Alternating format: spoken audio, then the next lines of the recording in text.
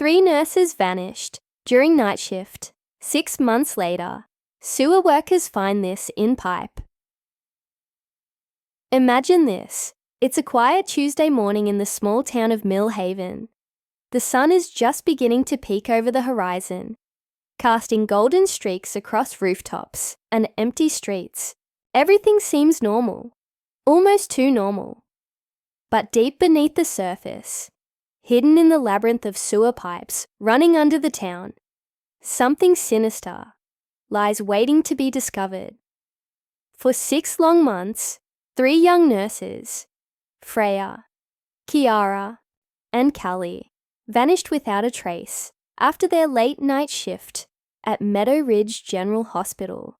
Their families were left with nothing but unanswered questions, sleepless nights, and an unshakable sense of dread. Until today, it all started when a routine maintenance worker stumbled upon something lodged inside a drainage pipe, a discovery so shocking that it would change everything.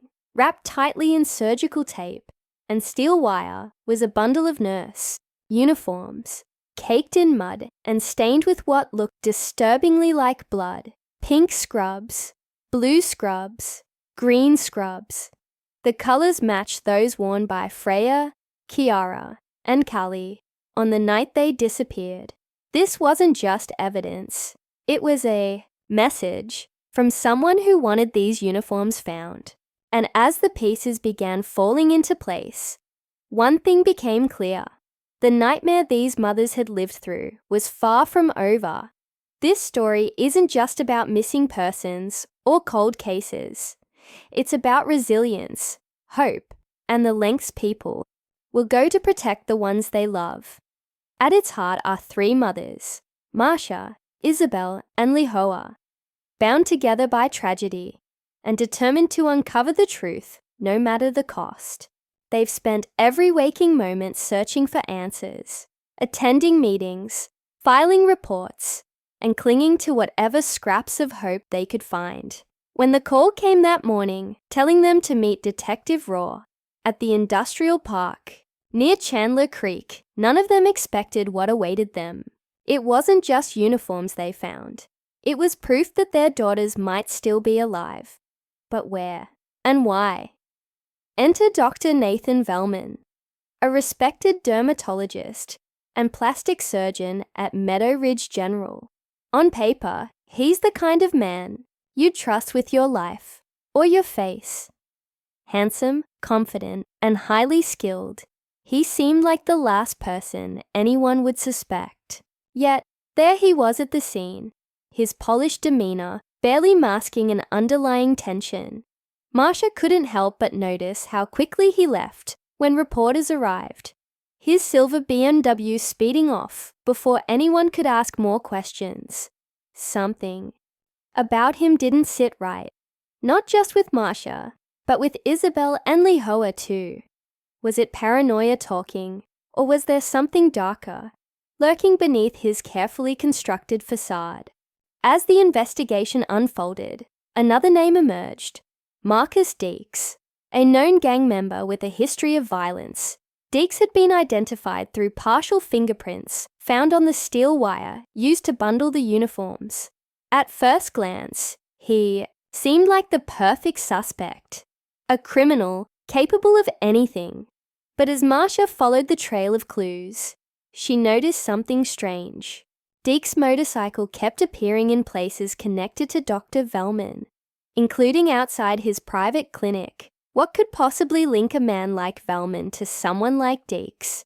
And why did Velman suddenly cancel appointments and rush off to an abandoned building on Pine Street? The deeper Marsha dug, the more unsettling the picture became. She remembered Freya mentioning discrepancies in patient records months before her disappearance. Little things here and there, duplicate billings, procedures that hadn't actually been performed, but nothing concrete enough to act on. Back then, Marsha thought nothing of it. Now, those details felt like warning signs she should have seen coming. Had Freya uncovered something dangerous? Something worth killing for? Meanwhile, Isabel recalled conversations with Kiara about feeling watched in the weeks leading up to their disappearance. A man with tattoos, always lingering near the hospital or around her apartment. At the time, they chalked it up to paranoia, exhaustion from working night shifts.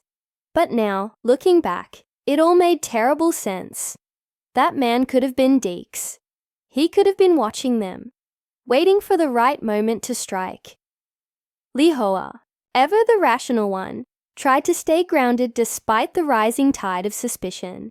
As a doctor herself, she understood the weight of ethics and professionalism.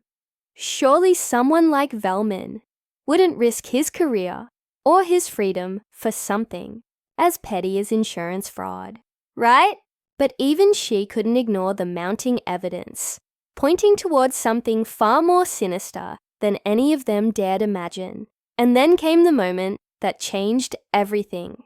Following Velman to the old Meadow View Clinic, Marsha and Lihoa witnessed something they never expected.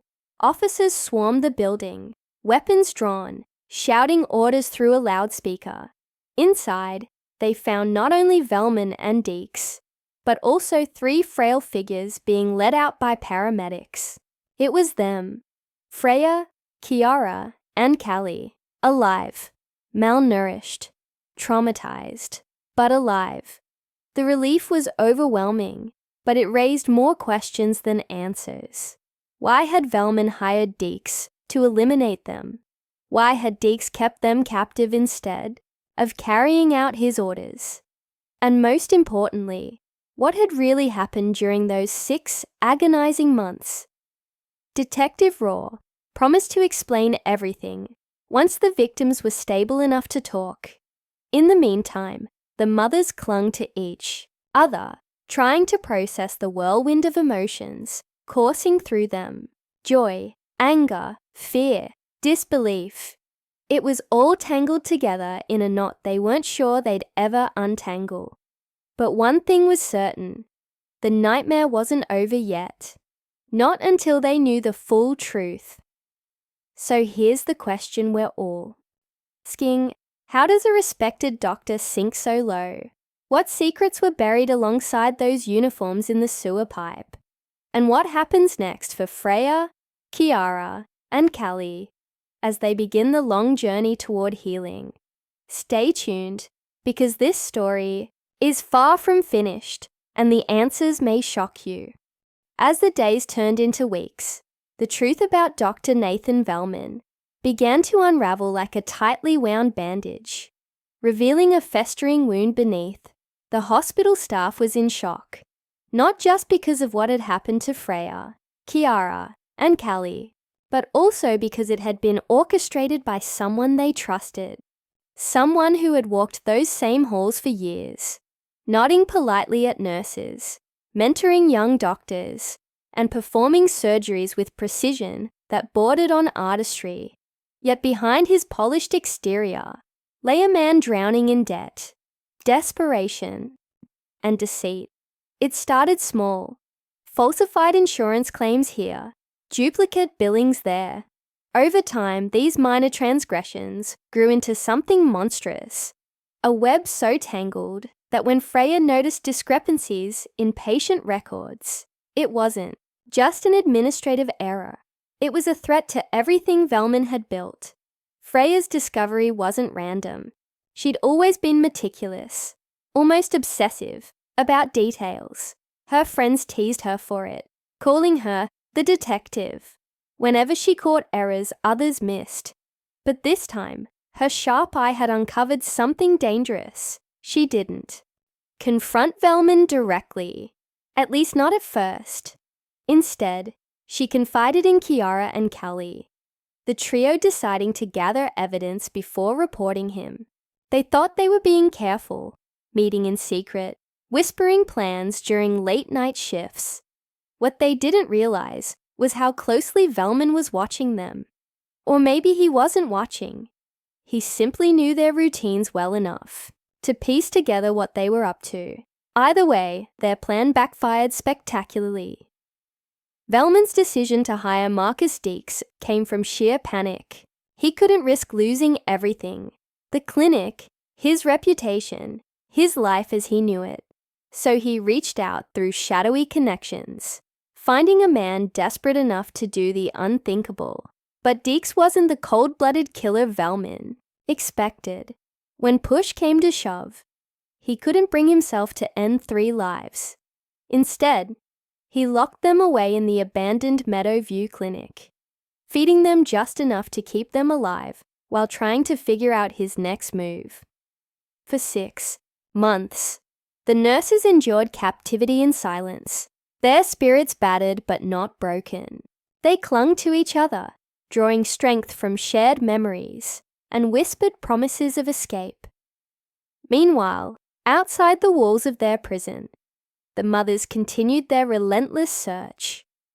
Marcia pored over old case files. Lehoa consulted colleagues in the medical field, and Isabel scoured social media for any clue, no matter how small. Their bond deepened with every passing day, transforming casual acquaintances into warriors, united by grief and hope. They attended support groups, organized fundraisers, and even hired private investigators when the police seemed to hit dead ends. None of them imagined their efforts would lead them to a sewer pipe, or that the uniforms found inside would shine a light on the darkest corners of their town. Detective Raw, meanwhile, faced challenges of his own. Pressure mounted from higher-ups, demanding results, and the media circus surrounding the case only added fuel to the fire. Yet despite the chaos, Raw remained methodical, piecing together fragments of evidence until a clearest picture emerged. The fingerprints on the wire led him to Deeks, whose criminal history provided a roadmap to follow. Then there were the irregularities in Velman's access logs. Times he entered restricted areas of the hospital late at night. Days where his badge usage didn't align with his schedule. Each detail was a thread in a tapestry of corruption, and Raw tugged at them one by one until the entire thing threatened to unravel. Back at the hospital, tensions simmered among the staff. Some defended Velman, refusing to believe the accusations against him. Others admitted they'd suspected something was off, but never dared to speak up. Whispers filled the break rooms, and eyes darted nervously whenever anyone mentioned the missing nurses. Even after their rescue, the atmosphere remained charged, as if everyone was waiting for another shoe to drop. For Freya, Kiara, and Kali, returning to work felt impossible. The thought of stepping foot in the building where their nightmare began made their stomachs churn. But leaving nursing altogether, that felt wrong too. Nursing was more than a job. It was who they were. The climax approached quietly, almost imperceptibly. While the rescued nurses recovered physically, the legal battle against Velman and Deeks intensified. Court dates were set, testimonies prepared, and evidence catalogued. Yet amidst all the chaos, one question lingered. Why hadn't Deeks killed them? Was it guilt, fear, or something else entirely? Detective Raw believed part of the answer lay in Deeks' cooperation. He could have destroyed those uniforms. Raw told the mothers during one of their meetings. Instead, he sent them down. The pipe. Maybe he wanted us to find them. Maybe he wanted out. But Freya suspected something deeper. During therapy sessions, she recounted moments when Deeks showed glimpse-like, bringing extra blankets on cold nights, or sneaking antibiotics. When Callie developed an infection, he wasn't kind, she clarified. But he wasn't cruel either. Like he was stuck between who he was and who he wanted to be. These observations complicated the narrative, adding layers to a story already thick with betrayal and survival. The trial loomed closer. The tension reached a fever pitch. Reporters camped outside the courthouse, cameras flashing like lightning bugs. Inside, lawyers strategized, witnesses rehearsed, and families braced themselves for what was to come. For Marcia, Isabel, and Lihoa, the stakes felt impossibly high. Not only were they fighting for justice, but they were also battling their own fears. What if the system failed them again? What if Velman walked free? What if the scars their daughters carried went deeper than anyone realized? And then, just as the world seemed to hold its breath, a new twist emerged. A former patient of Velman's came forward, alleging misconduct during surgery years earlier. More victims followed, each sharing stories eerily similar to the ones Freya had tried to expose. Suddenly, the case wasn't just about 3 nurses. It was about exposing a predator who had operated under the guise of healing for decades. The revelation sent shockwaves through Mill Haven, forcing residents to confront uncomfortable truths about trust, power, and accountability. Yet even as the pieces fell into place, uncertainty lingered. Would justice truly be served? Could Freya, Kiara, and Callie ever fully heal from what they endured? And perhaps most importantly, what lessons could be learned from their ordeal? As the town grappled with these questions, one thing became clear. The story of the 3 nurses wasn't just theirs. It belonged to everyone who had ever placed blind faith in authority, only to discover the cracks beneath the surface.